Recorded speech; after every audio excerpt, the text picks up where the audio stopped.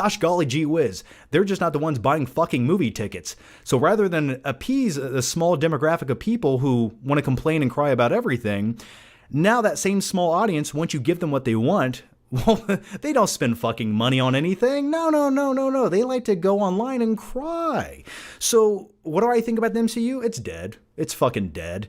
I mean, half the MCU movies that have come out recently, or at least the last couple of years, felt like made-for-TV movies. The story, the tone, the character motivation, just the dynamic, it just doesn't feel special. Like if the MCU had ever started this way years ago, it would have never gotten to this point. We have gotten to the point where what I would qualify as a Disney Plus series finale are now being called cinematic blockbusters. And I just don't know if I'm wrong or if society has gotten to a point where rather than have a cinematic experience that's magic at the theater, we now just want content.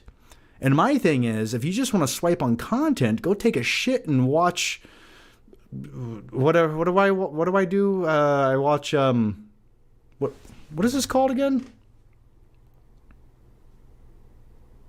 Oh yeah, TikTok. I forgot the name of it. I'm sorry. Yeah, go watch TikTok if you just want content. It just feels like movies, or at least the magic of movies and quality stories, they're dying. And that's not news. I mean, I've felt that way for like the last 3 years, and people say, "Oh, John, you're just negative. You're just negative." And I say, well, have you seen the Marvels? And then if you say it's a good movie, then me and you are probably just never going to get along or agree on anything. And that's okay. I respect your opinion, even if I completely disagree with it. But what was the question? Oh, yes, the MCU. Yeah, it's kind of dead right now. I'm hoping it gets resurrected at some point. And you know what's really shitty? Our introduction to the X-Men was like an afterthought end credit scene in the Marvels. Yeah, didn't it look cheap? Like, that's not what it was supposed to look like. All right, the next one comes from Max Nugenbauer. Glad to see you again, John. Napoleon was good. Well, that's good to hear, Max. I've heard very different opinions on that. I mean, really, from the people I trust opinions on, they said it's okay at best. And that really made me sad. I was going to go see it tonight, but the thing with Napoleon is there's only 3 showtimes per day to go see that film. There's one at like 11 o'clock, there's one at like 4 o'clock, and then there's one at 11 o'clock at night. It's like, I got shit to do tomorrow, so I'll try to check it out this week.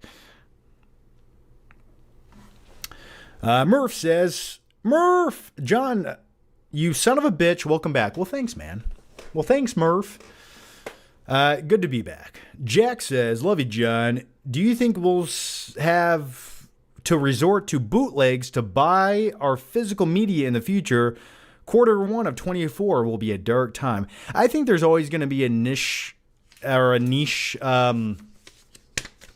think studios, or at least some kind of studio, will always obtain the rights to movies to put out like 4Ks or physical media copies, because there's always going to be a niche demographic of people who want to buy those.